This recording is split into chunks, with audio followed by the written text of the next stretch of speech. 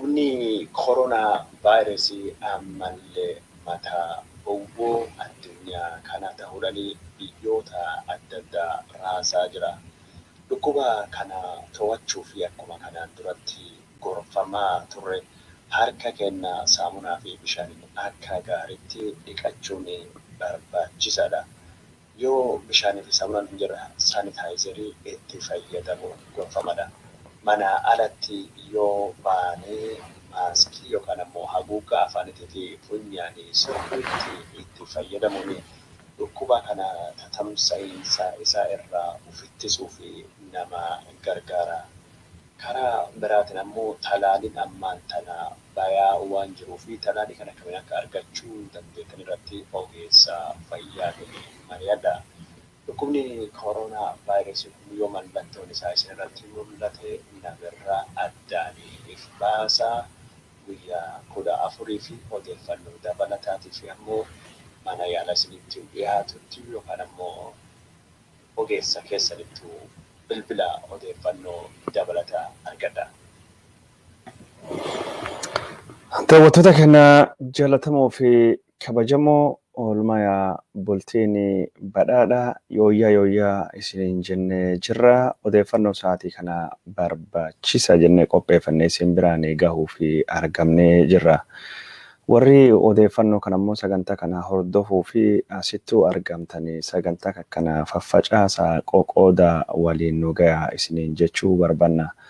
Sagantaa har'aa kan ittiin jalqabne beeksisa dhukkuba koronaa vaayirasiiti. Sababii isaa immoo koronaa vaayirasii bifa haarawaa taheen tatamsa'iinsi isaa akka malee babal'achaa jiraachuutu dhagahame jira.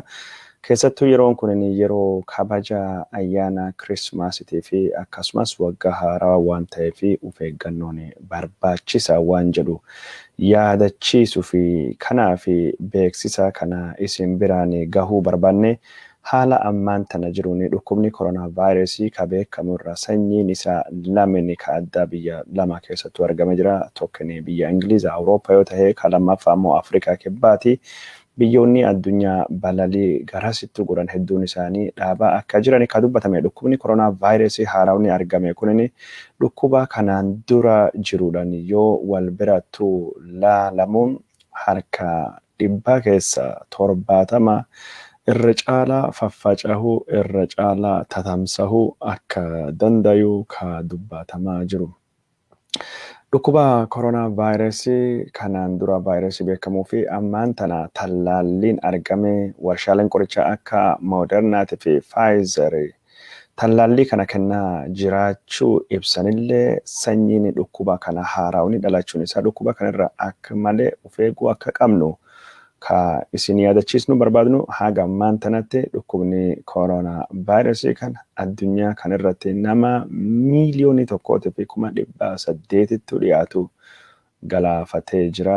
Ameerikaa qofa nama 300 olii galaafatee jira. Lammii Ameerikaa keessa ummati miiliyoonii 17 olii dhukkuba koronaa vaayirasiitiin faalamee jira jedhameeti kan dubbatamaa jiru. Kun jechuun ummata Ameerikaa dhibbantaa keessaa harka 5 akka tahee ka tilmaamamaa haasamaa jiru. Daawwattoota keenya jaallatamoo fi kabajamoo odeeffannoo dhukkuba koronaa vaayirasii waluma yaadachiisuu fi torbaan kana dubbachaa jirra waan ta'eef ammallee dhimma kana isin yaadachiisuu fi koronaa vaayirasiin akka addunyaa kana ammallee miidhaa jiru raafama siyaasatii fi dinagdee guddaa geggeessaa jiru akka beektanii fi isin yaadachiisuu fi dhimma kana irraa deebinee dubbanne waan taaneef dhukkuba koronaa vaayirasii irraa of eegaa dhukkuba kanarraa maatii keessan eegaa odeessa fayyaa gaafadhaa keessattuu haala tallaallii ittiin argachuu dandeettan irrattuu yaada hayyoota yaada ogeeyyii gaafachuun barbaachisaa ta'uu asumaan isinitti himne gara tamsaasa kennaa ka guyyaa kana odeeffannoo qopheeffanneettu isin dabarsina. Daawwattoota keenya jaallatamoo fi kabajamoo irra deebinee ana haa dhufuuti isiniin jechuu barbaanna. Warri asitti argamtanii odeeffannoo kan hordofaa jirtanii qoqoodaa faffacaasaa waliin nu gayaa isiniin jechuu barbaanna. Odeeffannoo keenya ka har'aa mata dureen irrattu xiyyeeffachuu deemnu dhumaatii naannoo Benishaangul godina Matakkal aanaa Buleen keessattuu ta'e irratti odeeffannoo haga ammaa jirtu isin biraan gahuu deemna. Waraana naannoo Tigraahii, waraana Suudaaniitii fi Itoophiyaatii fi akkasumas dubbii boordiin filannoo Itoophiyaa barreeffame isa kan ibsinni baasee fi Oromiyaa keessa haala jirus irraa wal dubbachuu deemna. Amma jechuun ajjechaa Benishaangul gumuziitu dhaqqabee mata duree tolfachuudhaan gara odeeffannoo haga ammaan tanaa qabnu isin biraan gahuu itti fufna. Daawwattoota keenya jaallatamoo fi kabajamoo. Odeeffannoon haga ammaa jirtu maddeen oduu Itoophiyaatii fi maddeen oduu addunyaa akka barreessaa jiranitti Benishaangul gumuzii godina Matakkal aanaa Buleen keessatti namoonni nagayaa 100 fi ol ta'anii ajjeefamanii jirani. Akka Muddee Associated Press gabaasetti namoonni du'an 100 yoo ta'u, Reuters ammoo 102 lakkoofsi sun dabalaa jira jechuudhaan dubbachaa jiran. Pireezidaantiin dhaabbata sochii saba Amaaraa ka duraanii obbo Dassaaleny Caannee namni ajjeefame ammoo Amaaraadha nama 250 oli jechuudhaan barreessa jira. Muddee oduu Associated Press ka obbo Dassaaleny Caannee barreeffame isaa kan inni miidiyaa hawaasummaa irratti gadhiisee wabeeffate odeeffannoo kana mirkaneeffachuun rakkisaadha jedhee jira. Eenyummaan namoota Benishaangul gumuzii godina Matakkal aanaa Buleen keessattuu ajjeefamelleen falmii uumaa jira. Miidiyaan naannoo Amaaraa kunin murruqqii uummata Amaaraa irrattuu gaggeeffame jedhanii yoo gabaasaa jiranii dhaabbanni mirgoota ilmaan namaatiif falmu Amnesty International warri ajjeefame saba lammii adda addaa of keessaa qaba jechuudhaan akka Oromoo fi Shinaasha fi Amaarii keessattuu argamu dubbate jira. Odeeffannoon Matakkal keessa dhufaa jirtu akka addeessitutti Oromoon miidhamtoota kana keessa lakkoofsa wayyaba ta'ullee akka malu ka dubbatamaa jiru.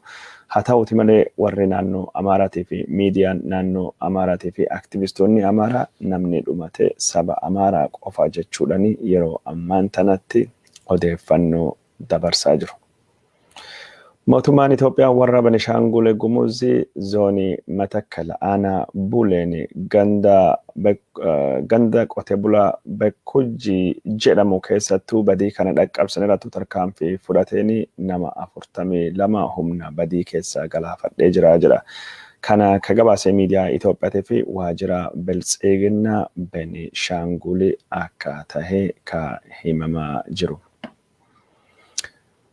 Abiy Ahmed muummeen ministeera Itoophiyaa ajjechaa Benishaanguliitu gaggeeffameen gadda isattuu dhagahame ibsatee jira. Abiy Ahmed akka jedhutti ajjechaan Benishaangul gumuzii keessattuu gaggeeffame ajjechaan uummata nagayaa gaddisiisa jechuudhaan ibsee jira. Tarkaanfiin uummata nagaa irratti akkana ka fudhatamu kunin gaddisiisadha. Tarkaanfiin gosa kana dhaabbachuu qaba akka malee gadde ka jedhe Abiy Ahmed rakkoo kana karaa nagayaatiin furuu fi yaaliin goone bu'aa hin buusne jechuudhaan dubbate jira. Diinii kennini juntaa irrattu tarkaanfii humna cimaa fudhanne bittinneessuu barbaada kun ammoo hin milkaa'u jechuudhaan barreessee jira. Karaa miidiyaa hawaasummaatiin rakkoo kana mootummaan furuu fi humna qindaa'ee akka bobbahu godhamee jira jechuudhaan bu'aa barbaannullee akka argannuu fi hunduu waliin dhaabbatee akka hojjechuu qabu yaamicha dhiyeesse Abiy Ahmed kun jechuun waraana ajjechaa Benishaangul gumuzii keessattuu ibsa Abiy Ahmed baasanii gadda isattuu dhagahame ibsate jira. Mootummaan naannoo Amaaraas gadda itti dhagahame ibsatee ajjechaan gosa kana dhaabbachuu akka qabu addeessee jira. Dhaabbanni mirgoota ilmaan namaatii fi falmatu Amnesty International ajjechaa Benishaangulii keessattuu geggeeffame ilaalchisuun ibsa baasee jira. Odeeffannoo Amnesty International telefoonadhaan jiraattota waan kanarra hafan shanirraa argadde jedhuun wanni achitti ta'e uummata nagayaa irratti milishoonni badii gurguddoo dhaqqabsan jedhee dubbateen duubattu namni ajjeefame saba Amaaraa, saba Oromootii fi saba Shinaasha akka keessattuu argamu dubbachuudhaan mootummaan Itoophiyaa eegumsa ga'aa sabaa fi sablammii xixiqqoo godhuu hin dandeenye jechuudhaan dubbatee jira.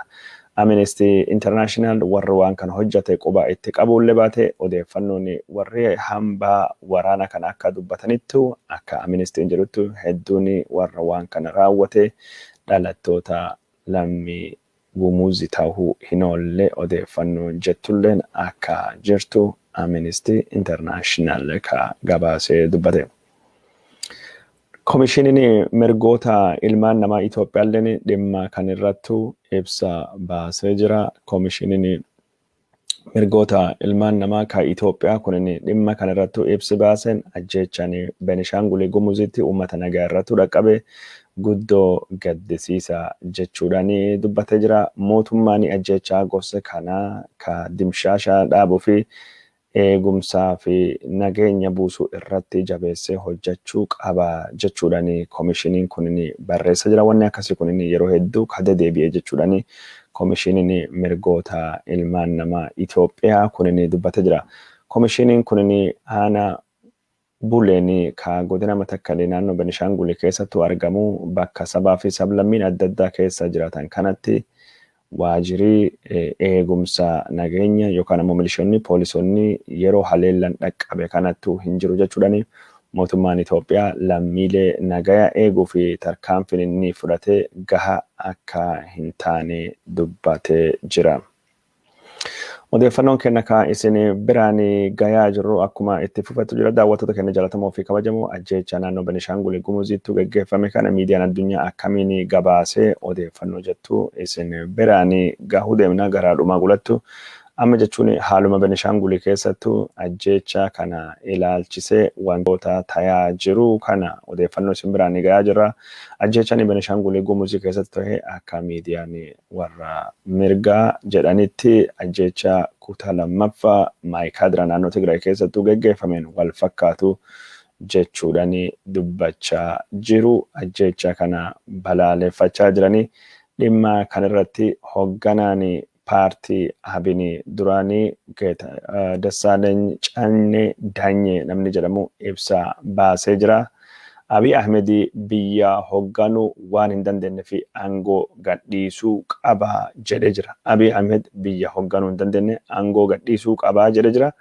Maaliif Abiy Ahmed aangoo gadhiisuu qaba ka jedhee fi Abiy Ahmed wantoota isaanii garsiisan bulchiinsa dadhabaa hoggansa dadhabaa dandeettii dhabuu biyyittii gara rakkoo walxaxaa keessa seenuu fi rakkoo kana salphisee laaluu fi hubachuu dadhabuu fi furmaata barbaadu dadhabuu isaatii irraa kan ka'e Abiy ammumaan tanaayyuu aangoo dhiisuu qaba jechuudhaan obbo Dassaaleny Canne barreessee jira. Kun jechuun ka biltsiginnaan Amaaraa Abiy aangoo gadhiisuu qaba jechuudhaan dubbii wal fakkaatu.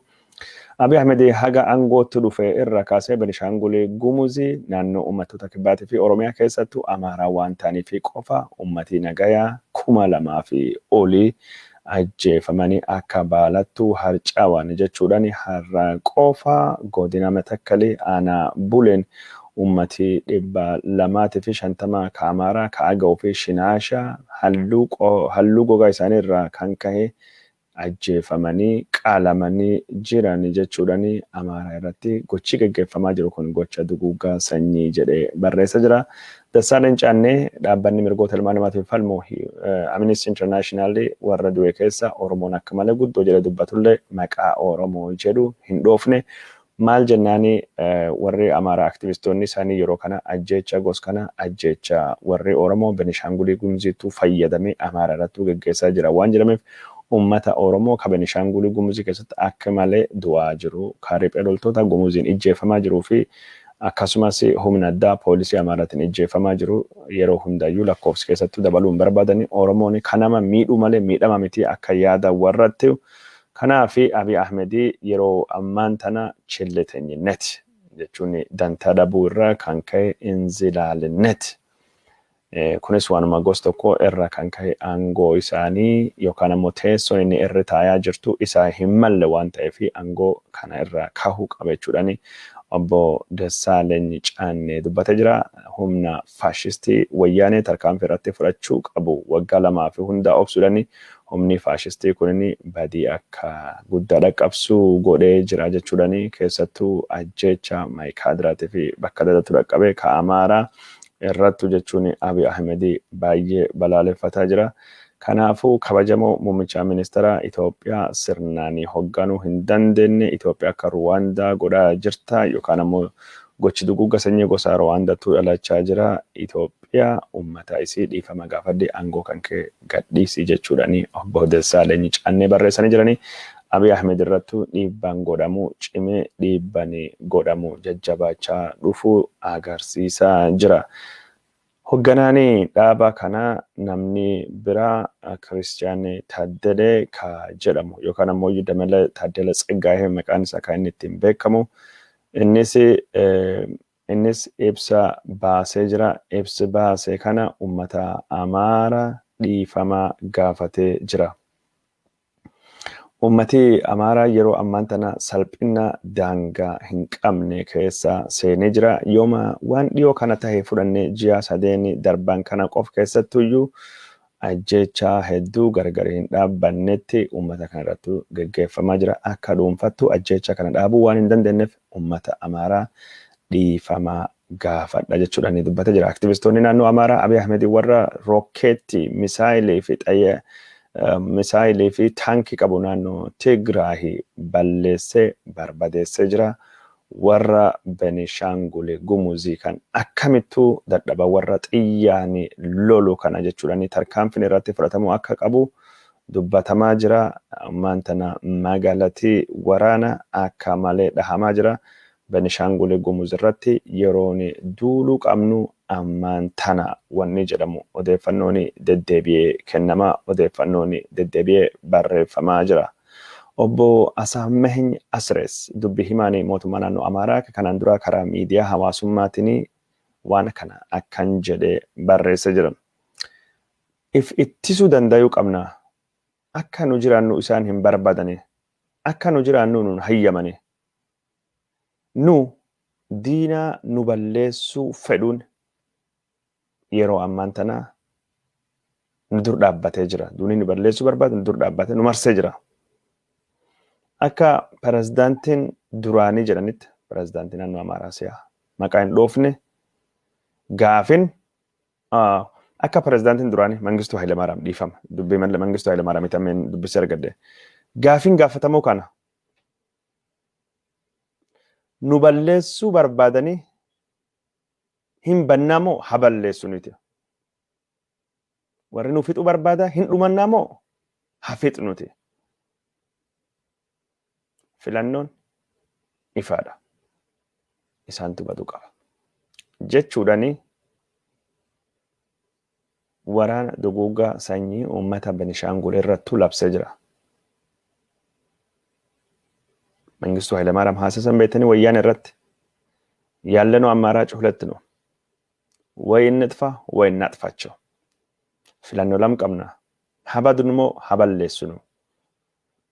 Hoogganaan naannoo Amaaraa kunin hoogganaan biltsiginna Amaaraa guddaan kunin filannoon jirtu lama warri nu balleessuu barbaada habannumoo haballeessinu. Filannoon ifaadha balleessuu qabna jechuudhaani ummata Benishaangul kanaan durattu shaanqilla ittiin jedhan kaammaan tan ammoo ummata nama nyaata jedhamuun kan irratti waraana waliigalaatii fi gocha duguuggaa sanyii labsanii jiranii kana sabaa fi sablammiin ummati Oromooleen dhagayuu qaba, hawaasi addunyaaleen dhagahuu qaba. Balleessuu qabna jedhanii odoo gargari hin baasne dubbatanii jiranii warri yakka hojjete badii hojjete ummata xiqqaa garee xiqqaa ummata Benishaangul gumuz keessaa malee haala ammaan tanan ummata Benishaanguliitiin nama nyaatanii balleessuu qabna jedhamuun kanaan wanni itti deemamu waan akka malee hamaati. Ajjechaan Benishaangulii kunin Abiy Ahmediitiif akka malee salphina guddaadha jedhamee yaadamee jira. Kalee Benishaangul Gumuz ture. Ajjechaan kun kan karoorfamu sagantaan kun ba'u jalqabe yeroo inni achi ture sanittuu achittuu geggeeffame. Abiy Ahmedii faantisaa Benishaangul Gumuz nagaa buuse jedhee akkuma inni baheen ajjechaan kun inni achittuu geggeeffame. Kun inni kufaatii guddaa Abiy Ahmedii ka agarsiisu daawwattoota keenya jaalatamoo fi kabajamoo odeeffannoo Benishaangulii ajjecha ta'e irraa wantoota isin biraan gayaa jirru isin biraan gahu akkuma itti fufnettu jira. Ajjecha Benishaangul Gumuzitu geggeeffame kanaan walittuu qabate namni hidhamaa jira.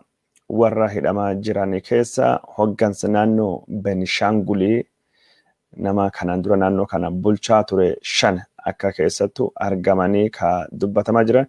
Warri kun bifa adda addaatiin ajjecha Benishaangul Gumuzii geggeeffame kana walittuu hidhatanii jechuudhaan miidiyaaleen Itoophiyaa gabaasaa jiran. Ajjecha ammaan tana taate fi ajjecha haga ammaan ta'e kanaafillee Abiy Ahmedii warra Benishaangul wajjin mari'ata hin qabu. Warri Benishaangul Gumuzii jiran hundinuyyuu yakkamtoota hoggansiisaa hidhamuu qaba yaada jedhu aktivistoonni naannoo Amaaraatii fi warri hoggansi mootummaa naannoo Amaaraatii fi miidiyaan naannoo Amaaraa akkasittuu gabaasaa jira. Benishaangul Gumuzii keessatti warri nama bulchuu warra yakka raawwatu warra badiiti. Mootummaan tarkaanfii irrattuu fudhate warra kana barbadeessuu qaba jechuudhaan akkasittuu haasawaa ture miidiyaan warra jechuun Itoophiyaa kun. Abiy Ahmed jechuun har'a hoggansa Benishaangulii keessa nama hirmaannaas keessattuu qabaa jedhanii yaadan nama 5 akka hidhamee ka dubbatamee jiru. Sun keessa tokkini obbo Thomas Kuwiiti namni kun ammoo ministeera deetaa jechuun hojjettootaa fi hariiroo hawaasummaa akka ture ka dubbatamaa jiru. Namni biraa ammoo Adgo Amsaaya nama jedhamu itti aanaa pirezidaantii Benishaangul Gumuzii ka duraanii Shifarraa Caliboo inni ammoo itti gaafatamaa dhimma saayinsii fi teknoolojii naannoo Benishaangul ka duraanii Baading Mara inni kun ammoo jechuun itti gaafatamaa Benishaangul Gumuziitti waajjira biltsiginaa Matakkaliitii fi Araggaa Balbiid namni jedhamu kunis warra hoggansa godina Matakkalii akka tahee ka dhagamaa jiru. Warra hoggansa godina Matakkalii duraanii keessa nama tokko. Warri kun 5 hidhamu warra maddeen oduu Itoophiyaa wal harkaa fuudhanii gabaasaa jiran. Daawwattoota keenya jaalatamoo fi kabajamoo odeeffannoon keenya ka isin biraan gayaa jirru akkuma itti fufettu jira. Odeeffannoo biraallee isin biraan gahuu deemna ka naannoo Benishaangul wanti dubbatamaa jiruu fi wanni haasamaa jiru kakkanuma fakkaata. Naannoo kanatti jechuun hoggansa Benishaangul Gumuzii keessa mootummaan Abiy Ahmedii nama 5 hidhee jira.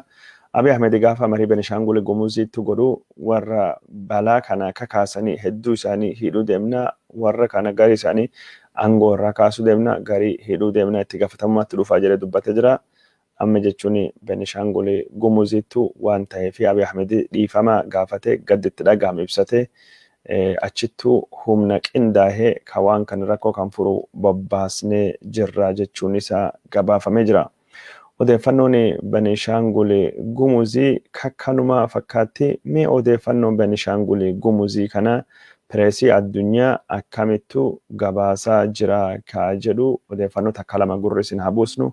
Muddee oduu gaardiyaan Itoophiyaa gara dhihaattu namni 200 fi ajjeefamee jira. Bakki kun bakka Abiy kalee daawwate jechuudhaan Abiy Ahmed Itoophiyaan isa yeroo ammaan tana Itoophiyaa walitti bu'iinsa gosaatiin unkuramtee walitti bu'iinsa sabaatiin miidhamaa jirtu ta'uu addeessee jira. Muddee oduu biraa ammoo Washington Postidha. Itoophiyaan ajjechaa bakka adda addattuu tahuu aadaa godhattee jirti jechuudhaan barreeffamee jira. Ajjechaa Itoophiyaa keessatti bakka hedduutti tayaa jiru kana miidiyaan addunyaa wal harkaa fuudhanii akka barreessaa jiranii kadhagamaa jiru. Maddeen oduu akka Reuters, maddeen oduu akka Associated Press, BBC, CNN, Al Jazeeraan Abiy Ahmedii tarkaanfii biyya Itoophiyaa badii irraa ittisuu fi carraaqe hin taane inumaayyuu bulchiinsi Abiy Ahmedii bakka hedduutti rakkoo dhalachaa jiru furuu hin dandeenye sababa rakkoo tahee jira jechuudhaan barreessaa jiran. Daawwattoota keenya jaallatamoo fi kabajamoo odeeffannoo ajjechaa naannoo Benishaangul irraa deemne amma odeeffannoolee biraa isin biraan gahuu deemna. Akkuma na dubattuu argitaa jirtanii suuraa na dubattuu argitanii suuraa Jawaar Mohammadiitiif Baqqalaa Garbaati.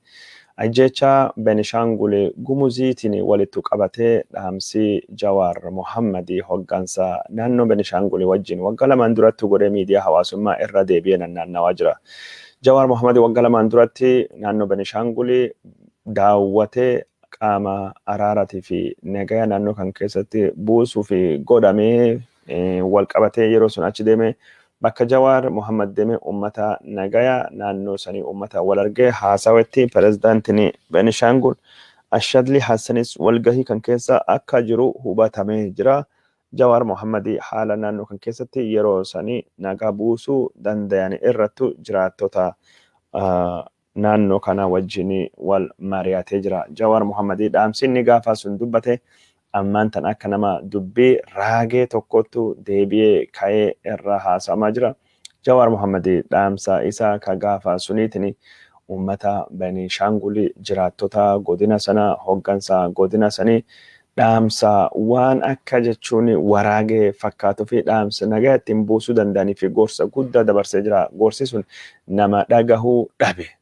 Sila gurritti seenuu dhabe dhakaa irra bu'ee malee odoo gorsi Jawaar Mohammadii sun hordofame rakkoon kun hin dhalattu. Jawaar Mohammadii hayyuu nama beeka nama jedhame akkasittu yeroo ammaan tana jajamaa jira.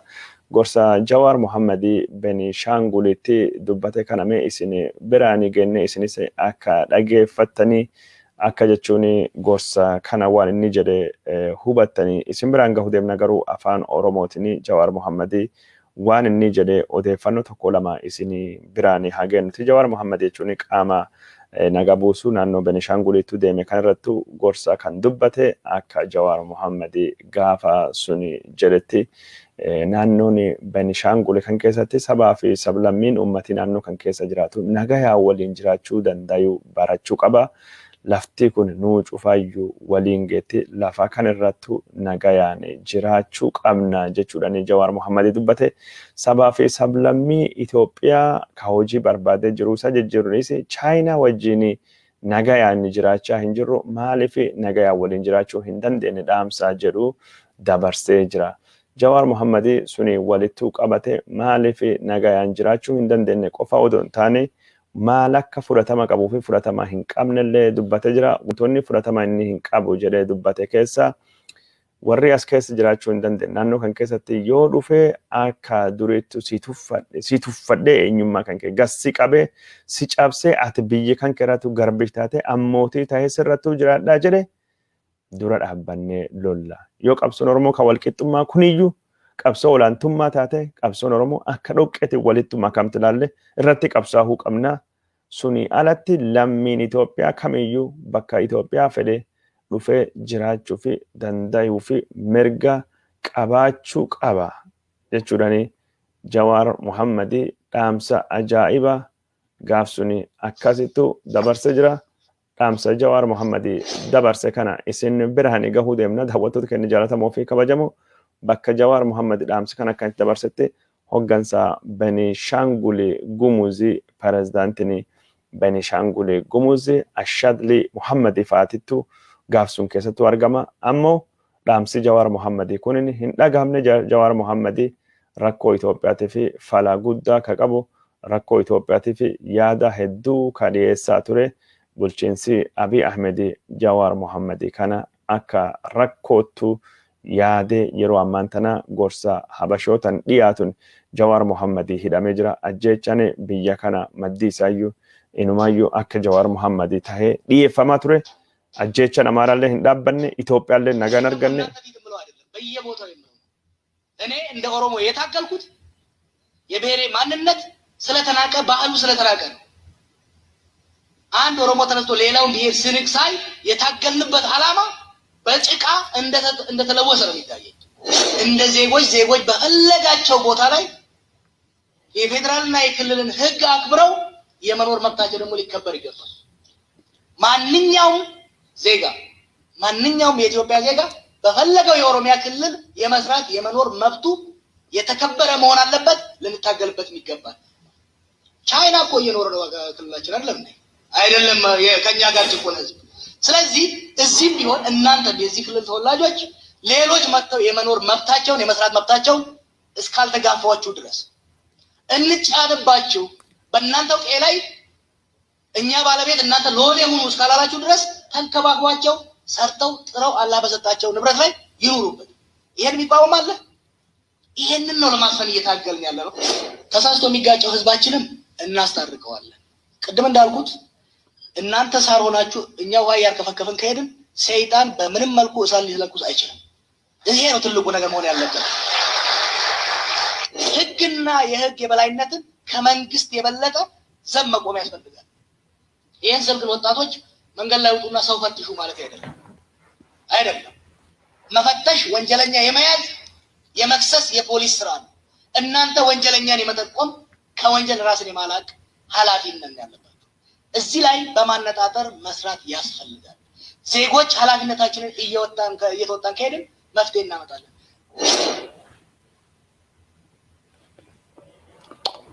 daawwattoota keenya jaalatamoo fi kabajamoo haasaan sunni haasaa Jawaar Muhammadii magaalaa guddittii naannoo Benishaangul Asoosaa keessatti Eepiriil bara 2019 eebla bara 2019 godhee waggaa tokkoo fi ji'a 8 duratti waggaa 2 duratti jedhee gaafa suni hoggansi naannoo Benishaangulitti fi akkasumas hoggansi warra naannoo Amaaraallee jira. Konfiraansii nagayaa jedhame uummata Oromoo, uummata Amaaraa, uummata Benishaangul, uummata Shinaasha, uummata Agawuutiif, uummata Maawootii fi uummata Komootii fi uummata Bartaa naannoo san keessa jiraatu hunda gumuzii dabalatee walitti fide Jawaar Muhammad akkasittu jechuun maaliif Oromoon akka qabsaa'ee fi maal akka barbaadu Itoophiyaa keessa maal akka jiraachuu qabu dubbatamee ture. Jawaar Muhammad nama dhugaa fi sabaa fi sablammii walqixxummaa dhaabbatu nama akkasii kanatti yeroo ammaan tana hidhaa seenee maddi rakkoo Itoophiyaa isaa jedhame Itoophiyaa rakkoon isiyyuu kan Jawaar caala hammaatte har'a diinii uummata Amaaraa eenyudha akka jiru uummata Amaaraati yoo har'a hin galle yoomillee galuu hin danda'u. Jawaar Muhammad manidhaa jira isan ijjeessisaa hin jiru. Namni imaammati dogongora isaa isin ficcisiisaa jiru. Namni Itoophiyaa nu jaaraa Itoophiyaa kaffitaa duriitti deebisaa jettanii isin jala fiigaa jirtani. Nama isin jechuun goobsitanii asiin baastanii kan akkasitti akka isin beekuu qabdanii dubbachuu barbaada. Jawaar Muhammad haasaa kana ka dubbate waggaa tokkoo fi ji'a 8 dura magaalaa Asoosaa naannoo Benishaangulittu akka tahe hubatamuu qabu. Dubbiin Jawaar Muhammad kun karaa miidiyaa hawaasummaa irrattu yeroo ammaan tana deddeebiyaa mata duree guddoo taate dhimma Itoophiyaa ka waraana naannoo Tigraahii wajjin godhamu misooma naannoo Tigraahii dhimma hidha guddicha laga Abbayyaa dhimma dinagdee dhimma dimokiraasii dhimma filannoo irratti yeroo adda addaa Itoophiyaan Abiy Ahmed yoo rakkoo keessa seente miidiyaan hawaasummaatii fi miidiyaaleen habashaaleen dabalate waan Jawaar Muhammad jedhe keessa deebi'anii ilaaluun Jawaar Muhammad gurbaan kun raagee deeme jedhame haga dubbatamutti namni waan inni dubbate san keessa deebi'ee laalaa jira. Jawaar Muhammad yeroo ammaan tana qorichi dhukkuba Itoophiyaa man hidhaa jira mana hidhaati gadhiisi Abiy nama kan wajjin mari'adhi gorsa godhadhi jedhee namni barreessaa jirullee ni jira. Itoophiyaan dhukkubda jirti qorichi mana hidhaa jira jedhee ka barreesse ilma Baqqalaa Garbaa Saamu'eel Baqqalaati kanattu jira. Daawwattoota keenya jaalatamoo fi kabajamoo odeeffannoo biraa ka isin biraan gahuu deemnu isin biraan dhaqqabsina. Amma jechuun odeeffannoo naannoo Benishaangul akka malee dheeressine dhiyeessine dhimmi kun dhimma akka malee guddaa waan taateef kana bira dabarre torbaan kan keessatti humni Abiy Ahmediitii fi naannoo Amaaraa naannoo kanatti fudhatu deemu hin beekamne. Ajjechanii yookaan immoo duguuggan sanyii hamaan naannoo kanatti ta'uu danda'a. Uummata kana balleessuu qabna jedhee Asaammaa Hanya adreesii dubbii himaanii dubbii himaan jechuun bilisiginna Amaaraatii fi dubbii himaan waajjira kominikeeshinii Amaaraa duraanii akkasitti dubbatee jira. Kun guddoo yaaddessa ta'uu asumaanii jala sararree hawaasii addunyaa uummatni Oromootii fi akkasumas sabaa fi sablammiin Itoophiyaa waan kana ija bananii hordofuu akka qaban dubbachuu barbaadna. Amma oduulee gada hafanii gaggabaabsinee isin biraanii gahuu deemna.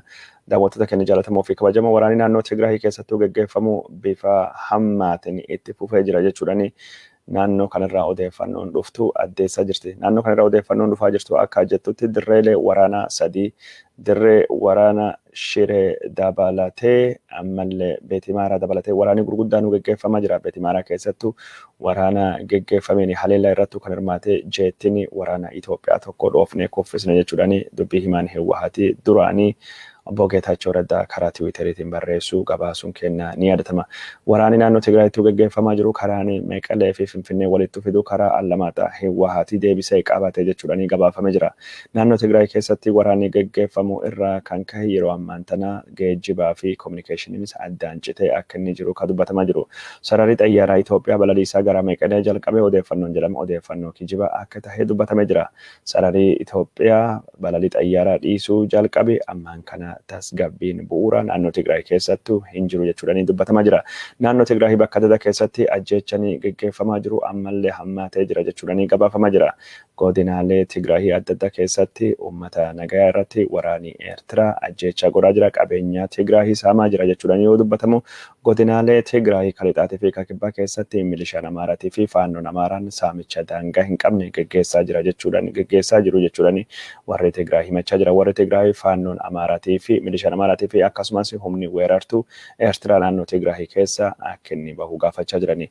Eertiraan jechuun Tigraay keessatti weerara gaggeessa jechuudhaani miidiyaaleen hawaasummaatii fi akkasumas miidiyaan addunyaatii fi qaamii mootummoota gamtoomaniitii fi mootummaan Ameerikaatii fi gamtaan Awurooppaa akkasittuu akka amananii ibsa baasuun warra gabaafamee jira. Mootummaan Eertiraa baqattoota Eertiraa Tigraay keessattuu jiran irrattuu badiin inni gaggeessaa jiru sodaachisaa fi abdii kutachiisa jechuudhaani dhaabbanni mootummoota gamtoomanii koomishiniin mirgoota ilmaan namaa gaafatee jira. Akkasumas dhaabbattoota mootummoota gamtoomanitti dhaabbanni dhimma baqattoota hordofu dubbatee jira.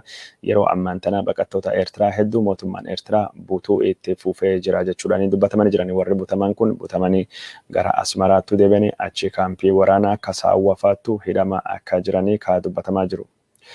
Masaajida seenaa qabeessaa Al-Najaashii jedhamu kan Tigraay keessattuu argamu saamamuun gabaafamee jira. Masaajida Al-Najaashii kan wayitinni saamamu nama achi keessatti dahoo godhatee nama 81 waraanii Eertiraa 81 iyyuu bakka sanittu rashanii yookaan ammoo fiixe jechuudhaani maddii gaazexaa biyya Jarmanii Der Spiegel jedhan barreessa jira. Der Spiegel akka barreessatti waraanii Eertiraa Tigraay keessattuu bobba'ee badii guddaa qabsaa akka inni jiru kadhagame jiru.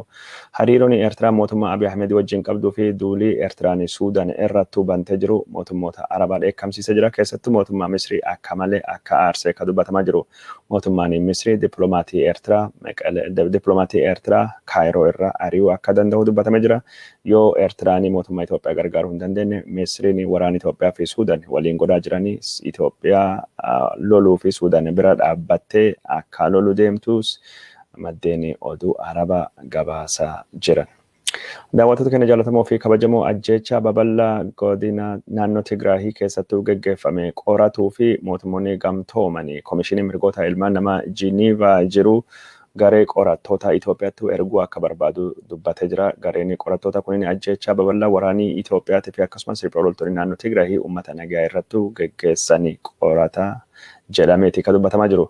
Dhimma kana bakkaan baasuu fi mootummaa Itoophiyaa wajjin wal mari'achaa akka jiran kan dubbatamee jiru. Mootummaan Itoophiyaa qorannoon qaama walabaa yookaan ammoo biyya biraa hin barbaachisu. Nuyyuu qorannoo sadarkaa biyyaatii fi sadarkaa addunyaa eeggate ni goona jedhee dubbate jechuudhaani maddii oduu Reuters gabaasee jira. Maddii oduu Reuters Itoophiyaa yeroo ammaan tana gara rakkoo hamaa deemaa jirti. Rakkoolee walitti bu'iinsa sabaatii fi daangaa Itoophiyaa keessa jirtu kana furuu fi mootummaan Itoophiyaa marii hunda hammachiisa fi marii karaa demokraatawaatti biyya sun ceesisaa ammaan tana godhuu jalqabuu qaba jechuudhaani koomishinii mirgoota ilmaan namaatii fi falmuu kan mootummoota gamtoomanii Geneva irraa ibsi baasan dubbatee jira. Koomishiniin kun kana ka dubbate torbaanuma kan keessa akka ta'e ka dubbatame kan ammoo ka ibsite dubbii himtu koomishinerii mirgoota ilmaan namaa mootummoota gamtoomanii akka ta'e ka dubbatame jiru. Dhaabbanni mirgoota ilmaan namaatiif falmu Human Rights Watch naannoo Tigraay keessatti wanni jechuun ta'e waan akka malee cimaati. Mirgi ilmaan nama baay'ee mulqame jechuudhani gaaffii fi deebii baqattoota Tigraay Suudaan jiran irraa hubannee jirra jechuudhani daayirektariin Human Rights Watch ka gaafa Afrikaa Litishaa Beeder barreessitee jirti. Litishaa Beeder kana ka barreessitee baqattoota Suudaan jiran deemtee eegi dubbisteen duuba akka ta'e kadhagamee jiru. Rakkoon kun yeroo ammaan tana hammachaa jira ka jette Litishaa Beeder gaagamiinsa ammaan tana naannoo Tigraayitii fi gaafa Afrikaa keessatti dhaqqabu falaa godhuu fi mootummaan Itoophiyaa haal duree tokko malee gargaarsi namoomaa Tigraay bakka hunda akka dhaqqabu balbala akka banuu gaafattee kominikeeshinii akka deebi'ullee gaafattee jirti. Karaa biraatiin ammoo qaamii walabaa tahee qaamii mootummoota gamtoomanii keessattuu koomishinii mirgoota ilmaan namaa mootummoota gamtoomanii rakkoo Itoophiyaa keessattuu dhalate kana seenii akka inni qorachuu qabu gaafattee jirti. Daawwattoota keenya jaallatamoo fi kabajamoo odeeffannoon keenya ka'isin biraanii gayaa jirru akkuma itti fufettu jira. Tigraay baqattoota Tigraay Eertiraa Suudaan keessa jiran baqattoota Tigraay gara Suudaaniitti baqatanii ajjeesuu fi warra yaalanii qabee jira mootummaan Suudaanii. Akka mootummaan Suudaanii jedhutti ajajaa waraanaa Itoophiyaa tokkootii fi akkasumas waraanii Itoophiyaa namni afuri ka baqattoota Tigraay Suudaaniitti baqate irrattu ajjechaa gosa karoorsanii waraanii mootummaa Suudaanii tarkaanfii irratti fudhateeni warra kana oduu isaan badii hin dhaqqabsinu hidhuu dandahee jira jechuudhani maddii oduu Suudaanii gabaasee jira. Akka odeeffannoo Suudaan irra dhufaa jirtu kanatti warri kunin badii kana oduu hin godhinu irra dhaqqabamuu ka dandahe odeeffannoon dursee waan mootummaa Suudaan gahee fi akka ta'e ka dubbatamaa jiru. Aktivistoonni naannoo Amaaraa fi miidiyaan naannoo Amaaraa warri Suudaan keessattuu baqate warra Hiwwaati kanaan dura mootummaa Hiwwaati wajjin ta'e Amaaraa irratti badii dhaqqabsaa jiru. Warra kanatti miidiyaa Arabaatii fi akkasumas miidiyaa addunyaatiin maqaa mootummaa Itoophiyaatii fi faannoo Amaaraatii fi milishoota Amaaraa balleessaa jira jechuudhani himachaa akka jiranii ka dubbatamaa jiru. Mootummaan Itoophiyaallee riphee loltoota naannoo Tigraay mootummaan Suudaanillee riphee loltoota naannoo Tigraay gargaaraa jira jechuudhani himachuun isaanillee gabaafamee jira. Odeeffannoon keenya ka'isin biraanii gahaa jirru akkuma itti fufettu jira. Daawwattoota keenya jaallatamoo fi kabajamoo odeeffannoo keenya kabiraatiin ammoo mariin mootummaan Itoophiyaatii fi Suudaanii waraana daangaa hambisuu irratti godhanii fashalaahee jira. Mariin kunin akka fashalaahee ka gabaasee madda oduu Suudaanii akka ta'e ka hubatame. Maddi oduu Suudaanii fashalaahuu kanaa fi ka sababa godhatee mootummaan Itoophiyaa rakkoo jirtu furuu fi akka hin dhufini ka dubbatanii jiranii mootummaan Itoophiyaa Suudaanii lafa Itoophiyaa weerartee jirti. Suudaanii dhiifama gaafattee beenyaa nu kaffaluu qabdi jechuudhani yaada fudhatama hin qabne qabatanii dhufan jechuudhani jila mootummaa Itoophiyaa ka obbo Dammaqee Mokonnin dursee dhufe akkasittuu balaaleffatanii jiranii mootummaan Suudaanii waa'ee beenyatii fi waa'ee qotee bultoota Amaaraa naannoo san jiranii qotanii dhumirrattuu haasofna dhimmi dursuu qabu lafa daangaa taraaruu waan taateef daangaa irratti walii hagalu jechuudhani marii waa hundaayyuu akka dhaabee ka dubbatame. Dhimma kanarrattuu kutaan bulchiinsa Al-Gadariifittuu qotee bultoonni faashiqaatii fi akkasumas gareen dhimma daangaa Itoophiyaatii fi Suudaan gubbaattuu wal dhabaa jiru qoratu mootummaan Suudaanii marii mootummaa Itoophiyaa wajjin godhu akka addaan kutu gaafatee jira jechuudhani dubbatamee jira. Odeeffannoon Suudaan irra dhufaa jirtu amma akka jettutti mootummaan Itoophiyaa Suudaan irrattuu haleellaa jalqabee jira jechuudhani dubbachaa jirani. Mariin magaalaa guddittii Suudaanii keessattuu fashalaahee ministeerii muummee Itoophiyaa itti aanan obbo Dammaqee Mokonnin Itoophiyaa Suudaan akkuma gadhiisanii gara Finfinneetti deebi'anii dubbatti waraanii Itoophiyaa daangalee Suudaan irrattuu haleellaa banaa jira jechuudhani dubbatanii jiranii. Haleellaan kunin haleellaa akka malee qindaa'ee fi haleellaa cimaa akka tahee ka dubbachaa turu miidiyaan Suudaanii. Haleellaan kunini karaa kallattii Jabul Abu Xayyuuri jedhamuudhaan akka tahee ka dubbatamaa jira. Kun lafa daangaa gubbaattuu argamtootatu haleellaa kana haleellaa waraana Itoophiyaa meekanaayis ta'ee fi milishoonni Amaaraa nurrattuu dhaqqabsanii waraanni Suudaanii gootummaa fi jannummaa jabaadhaan ofirraa qolatee daangaa Suudaanii kabachiisaa jira jechuudhaan miidiyaan Suudaanii odeeffannoo baasanii dubbachaa jiranii.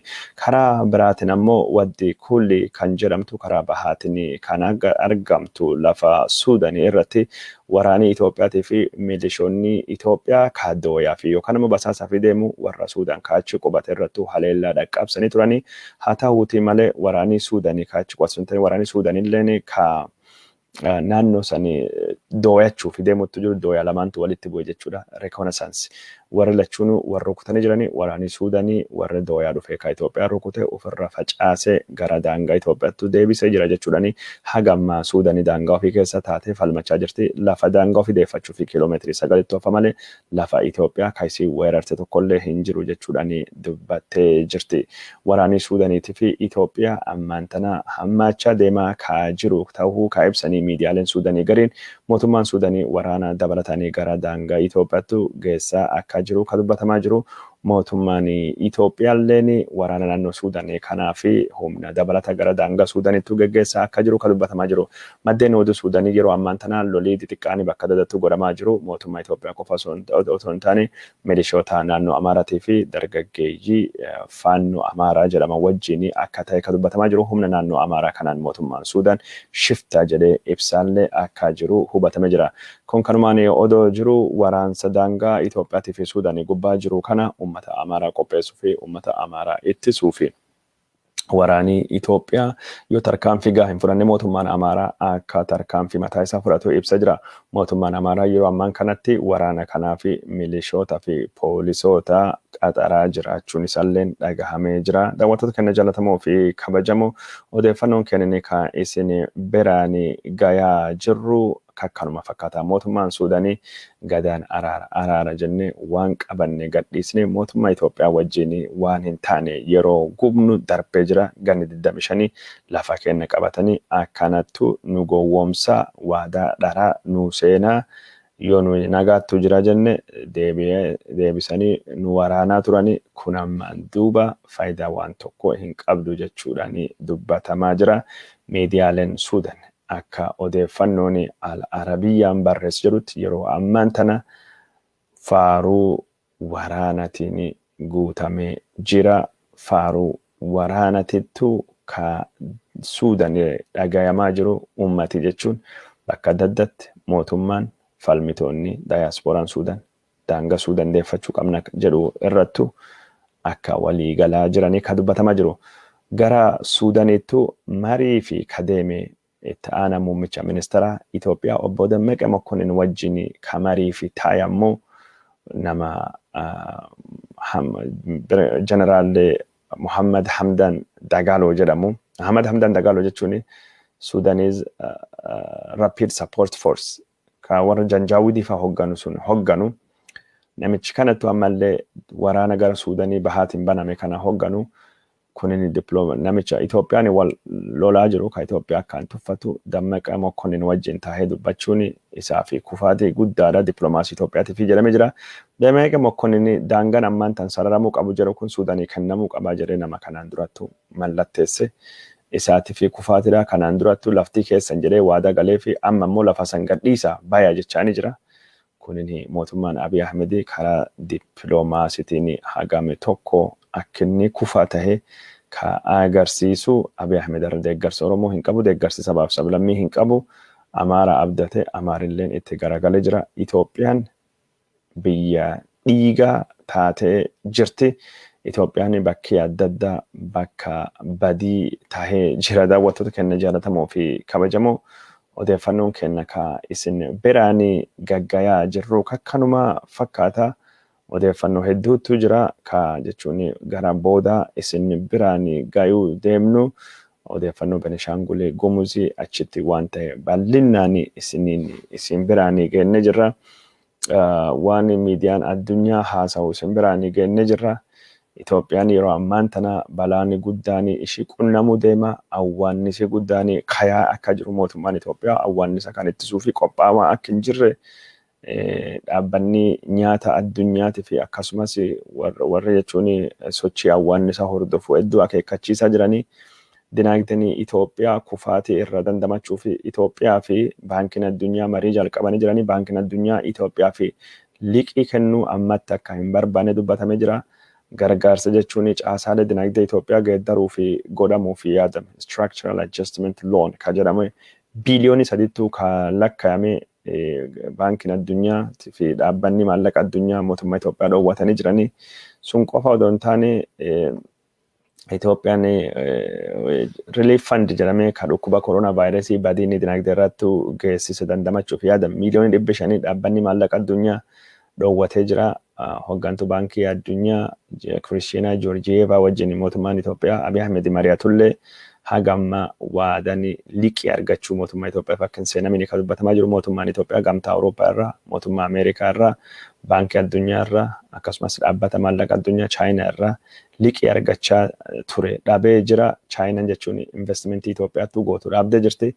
Paarkiin industirii bakka adda addaatti dhaabama ammaan tana sharafa maallaqa biyya alaa dhabee hojii dhabee jira. Investoroota biyya alaa Itoophiyaan hawwachaa hin jirtu. Waraanii Tigraay balaa guddaa uumee jira. Ammaan tana immoo hokkarri naannoo adda addaa keessattuu geggeeffamaa jiru. Konfidensii yookaan ammoo jechuun abdii investoroonni Itoophiyaa irraa qaban akka malee gabbuusee jira. Sharafa biyya alaa Itoophiyaan dhabuu irraa kan kaate warshaaleen gogaa fi kalloo Itoophiyaa guutumaa guutti oomisha dhaabanii jiranii. Itoophiyaan jechuun horsiisa horiitii fi akkasumas gogaa fi kalloo biyya alatti arguun beekamtee jirti. Karaa biraatiin ammoo Itoophiyaan yeroo ammaan tana sharafii isii kan maallaqa akka malee gabbu'ee biyya keessattuu jechuun gatiin birrii kawabitu infleeshin akka malee ol kayaa jira. Hanqinni nyaataa akka malee jira. Uummanni Itoophiyaa miiliyoonii 25 oli beelahuu dandayaa gargaarsa namoomaa hatattama barbaada jechuudhaani. IRC International Rescue Committee dhaabbanni jedhamu kan gargaarsa ilma namoota irratti hojjetu ibsa baasee jira. Abiy Ahmed karaa kanaaf wanni baasaa jiru biltsiginnaa yimaxal jedha. Amana jechuu qofa inni nu ammaan tana biltsiginnaan akka dhufaa hin jirre abdatee dallanee dubbachaa jira. Itoophiyaa badhaadhina fiduu fi tarkaanfii nu goon ummati Itoophiyaa hubachaa hin jiru. Ummati Itoophiyaa badhaadhinni hin fedhu jedhee dhiyoo kan lolee jira. Kana kan barreesse gaazexaa riippoorteriiti. Gaazexaa riippoorterii irratti gabataa lahagar jennee sagantaa Itoophiyaa badhaadhinaa fi qabnu kan godhuutu jirru. Sagantaa jechuun akka haroo walanciteetii fi gorgoraa kan jedhamtu laga xaanaa gubbaatti bakka argamtu koofi kooyishaa bakka jechuun Abiy Ahmed fakkeenyi badhaadhinni Itoophiyaa jaaraa jedhee yaadaa ture sun piroojeektiin sun harka kuftee jirti. Piroojeektiin kun akka silaa piroojeektii inxooxxoofaati maallaqi biyya arabaa dhufu solleen dhufaa hin jiru. Ka dhufe gar waraana deemaa jira. Abiy Ahmed piroojeektiin badhaadhinaa kun harkatti kufaa jirti. Maal jennaan ummati maallaqa baasaa jiru. Maallaqi gayaan hin jiru. Hubannoon hin jiru. Ummati biyyi kana badhaadhinni barbaadu isaayyuu gaafii isa shakkiin isa seenee jira. Abiy Ahmed yeroo ammaan tana garuu ammallee taanaan ummatni sobamaa jedhee yaadaa jira. Ummatni sobamaa waan jedhuufi Itoophiyaan saatalaayitii gara hawaattuu ol darbitee jirti. Saatalaayitii lammaffaa ka jalqaba tokkoffaa maal akka hojjetamanii beeku hin jiru. Karaa biraatiin ammoo Abiy Ahmed Itoophiyaan nukleerii gabbisuu jalqabde jechuudhaan Itoophiyaa tarree biyya nukleerii oomishuu deeman yuuraaniyeemii gabbisanii nukleeriin jechuun humna ibsaa maddisiisuuf illee ni tajaajila jechuun waan biraaf illee fayyaaf illee ni tajaajila. Ayisotoopii fa'aa hojjeta. Nukleeriin ammoo meeshaa waraanaa bombii illee hin ta'a. Garuu Itoophiyaan piroojeektii maalii akkasiin qabdi hin beekamu. Nukleerii gabbisuu jalqabdii jedhanii jiranii. Nukleerii gabbisuun ammatti Itoophiyaa teekinooloojii akka malee barbaachisu miti. Itoophiyaan karaa humna elektirikiitiin haayidroolektirii paawuriitii fi ifaatiin waa hedduu oomishuu dandeetti jechuun anniisaa jechuun aduu irraa argamuuni. Garuu Abiy Ahmed jechuun nukleeriin kabaja Itoophiyaa waan taateef bombii sanillee oomishuu barbaada. Yeroo takka yoo yaadattan taate xalayaa Abiy Ahmed jedhee gaazexaan biyya Firaansii tokkini gaazexaan biyya suni Liberaasiyoon yaadadhu exactly maqaan isaa. Abiy Ahmed Itoophiyaan nukleerii hin qabne xayyaara jechuun xayyaaraa fi misaayilii nukleerii baasuu danda'u. Nuclear warhead naa gurgura jedhee gaafatee jedhee barreessee ture. Abiy Ahmed misaayilii nukleerii qabatee furguggaa'uu danda'u.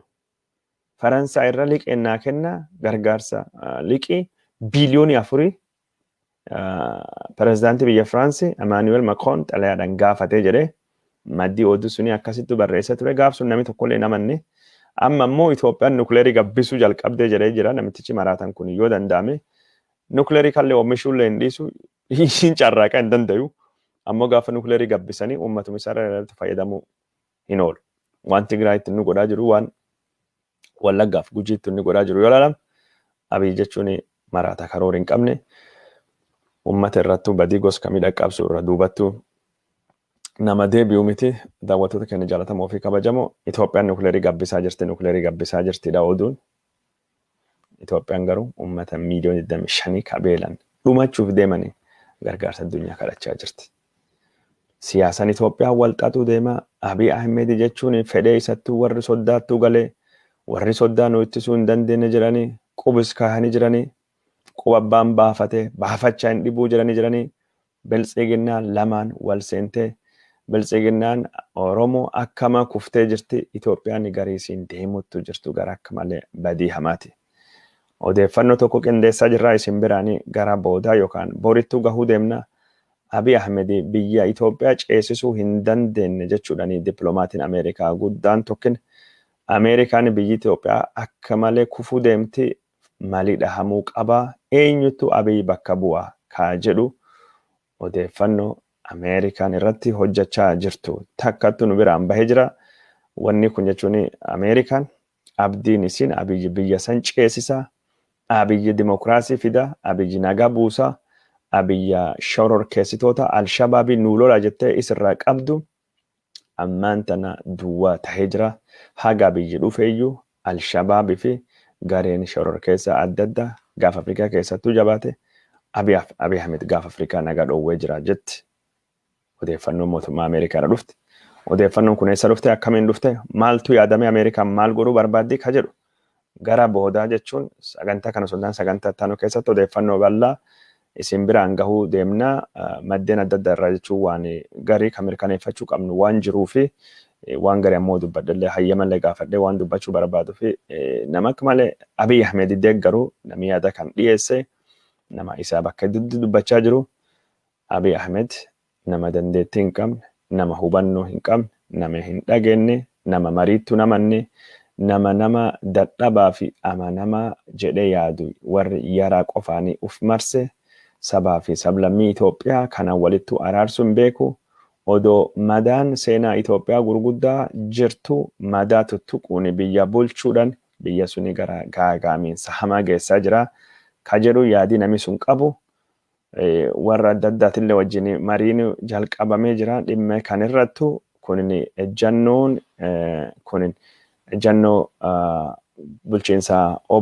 bulchiinsa Donald Trump keessa jiru fakkaata garuu ejjannoo kana pirezidaantiin Ameerikaa ka itti aanaa jiru kunin hojii irra oolchuu deema ka jedhu shakkiitu jira gaafittu jira haa ta'uuti malee namni yaada kana dhiyeesse nama jechuun demokraatii akka malee guddaa tahee odeeffannoo isaa maqaa isaa hin qabna garuu dhimmi kun dhimma dippiloomaasiin irratti hojjetamaa jiru very sensitive information waan ta'eef maqaa isaa qabannee jirra gara boodattu odeeffannoo kana mariin kun akkamiin jalqabe maaltu deemutu jira Ameerikaan maal karoorfatte maal godhuu qabdi yoo Itoophiyaan Abiy Ahmed jiguu deemtu jedhamu Ameerikaan plan B plan A waan jedhamutu jira karoori tokkoffaan maali sagantaan lammaffaan maal qabdi ka jedhu odeeffannoo isin biraanii gahuu deemna daawwattoota keenya jaallatamoo fi kabajamoo waan nu hordofaa jirtanii fi waan nu daawwachaa jirtanii fi nu daawwachaa dhuftaniif hedduu isin galateeffachuu barbaanna abbaan qabeenya maanguddoonni Oromoo obbo Baatii Wattijjee gadhiifamanii jiranii maan hidhaa irraa Hacaaluu Hundeessaa ajjeefameen dubattumaan isaanii jireenya Finfinnee irraa fuudhamanii magaalaa Shaashamanneetti hidhamanii badii fi balaa Shaashamannee keessattuu dhaqqabee fi itti gaafatama jiranii maanguddoo kana rakkisaa turanii maanguddoon kun warra yaada biltsiginnaa fudhachuu didee biltsiginnaa tahuu didee badii waan tokko akka hin qabne ka dubbatamaa jiru. Paartiin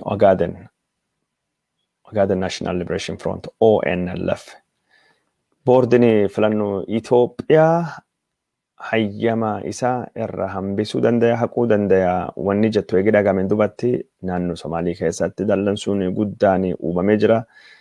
paartiin Ogaaden kun akkuma abaa'oo qawwee lafa kaayee karaa nagayaatiin Itoophiyaa Demookiraatofti keessattuu filannoo keessattuu hirmaannaa jedhee biyyattu gale yeroo ammaan tana wantoota filannoo fi barbaachisa guutachuu hin dandeenye jedhee boordiin filannoo Itoophiyaa paartii kana haquu akka danda'u akeekkachiisa kenneen dubattu aktivistoonni naannoo Somaalii dallansuu hamaa ibsachaa akka jiranii ka dhagahamaa jiru. Daawwattoota keenya jaalatamoo fi kabajamoo odeeffannoon kennine ka isin biraan gayaa jirru akkuma itti fufettuu jira. Odeeffannoo gabaabduu tokko lama isin biraan genne achiin duubattuu sagantaa guyyaa har'aan kana xumuruu barbaanna. Quartiz Africa barruun jedhamu takkini barreeffama namni Zalaalem Zakariyaas jedhamu barreeffame takka qabatee bahee jira. Barreeffama san keessatti kaampaaniin Ameerikaa ka jechuun Abiy Ahmed wajjin walitti dhiheenya qabdu kaampaaniin Habashoota kontiraataa albuuda Itoophiyaa baasuu gurguddaa argachuutu dhagame jira. Sun keessa kaampaaniin tokkini asii Washington DC Virginia naannoo sanirraa hundeeffame biyya Itoophiyaattu galee kaampaaniin kun jechuun boba'aa naannoo Somaalii keessa jiru akka qulqulleessu hayyamni kennamee fi kontiraataa biliyoonii 3.6 doolarii Ameerikaa argatee jira. Doolarii biliyoonii 3.6 argatee jira. Haa ta'uutii malee kaampaaniin kunin muuxannoo waan kana hin qabu, maallaqa waan kana hin qabu. Ameerikaattu jechuun galmee isaatii fi maallaqa kaffaluu dadhabee yeroo lama haqame jechuudhaani gaazexeessaan kunin eegii barreessan dubattu ammallee odeeffannoo dabalataa qorachuu fi deeme waan akkasii beektanii jedhee ministeera albuudatii fi inerjii ka Itoophiyaa ka ammaan kana obbo Taakkalaa Uumaa gaafate awwaan kanirra wanni aan beeku tokkolleen hin jiru jedhee dubbata jira. Obbo Taakkalaa Uumaa saamicha magaalaa Finfinnee keessatti godhame keessatti warra Washington DC galanii Gabra Haayile Washington DC warra Amaaraa lafa Oromiyaa maqaa real estate paarkii Finfinnee wantoota adda addaa nama saamsise keessa nama tokko saamichi mataan isaa godheeyyuu kana saamicha kana ka waajjirri isaa beeku qabu an odeeffannoo waan tokko hin qabu hin beeku jedhee dubbatee jira. Ministeerri albuudatii fi inerjii duraanii Saamu'eel Urkaatoo namni jedhamu ka gadaa isa keessatti waliigalteen kun mallatteeffame maaltu tahee jedhamee gaafatame jennaan kun dhimma nallaalu miti hojii kiyyaa miti jedhee gurbaa waan kana barreesse Zakariyaas Zalaalemii kanaa fi deebii kennee jira. Kanammoo karaa Tiwiiteriitiin barreesse Zakariyaas Zalaalem mataa isaa akka ta'e kan hubatamaa jiru. Daawwattoota keenya jaalatamoo fi kabajamu Itoophiyaan Abiy Ahmed Itoophiyaa kachachalaatii fi Itoophiyaa guunaa taatee jirti. Rakkoon biyya sun keessatti jirtu hammaachaa akka jiru ka dhagayamaa jiru. Itoophiyaan kaffitaa isiittuu deebitee jirti. Itoophiyaan asirra bu'uu hin qabdu jedhe Daani'el Dakkabirati ka dubbate.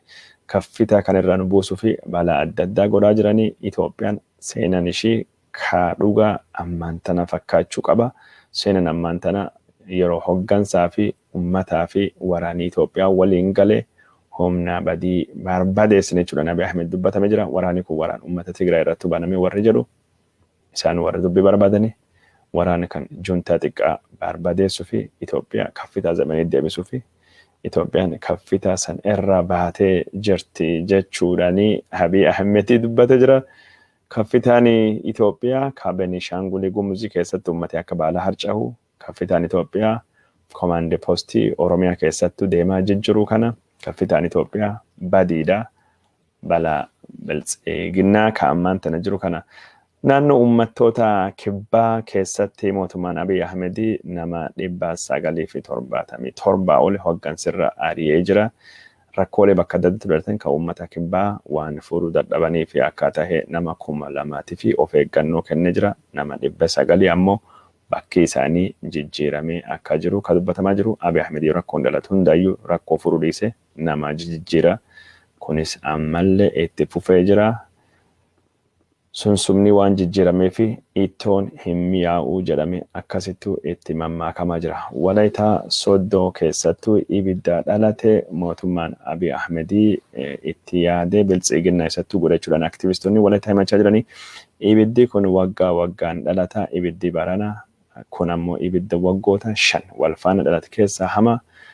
Naannoon Markaatoo Sooddoo takkallee nafne guutuma guututtu barbaadofte jechuudhaani odeeffannoon naannoo Benishaangul naannoo uummattoota kibbaa godina Walaayitaa irraa dhuftu akkasittuu addeessaa jirti. Daawwattoota keenya jaalatamoo fi kabajamoo Oromoon hayyoota gurguddoo lama dhabdee jirti. Hayyooti gurguddoon Oromoon dhabde keessaa tokkini Ibraahim Haajii gaazexeessaa hayyuu afaanii weellisaa fi akkasumas gitaarii taphataa nama ta'e kana qophii adda addaatiin beekama. Kan inni qopheessu keessa tokkini qophii akka malee jaalatamaa afaan Oromoo jedhamu karaa raadiyoo Faanaa irratti yoo ta'u saniin durattu Ibraahim Haajii gaazexaa Bariisaa jedhamu gaazexaa jalqaba afaan Oromoo kan qubee Amaaraatiin barreeffamu kan bara 1970 keessattuu hirmaachaa akka ture kan dubbatamaa jiru.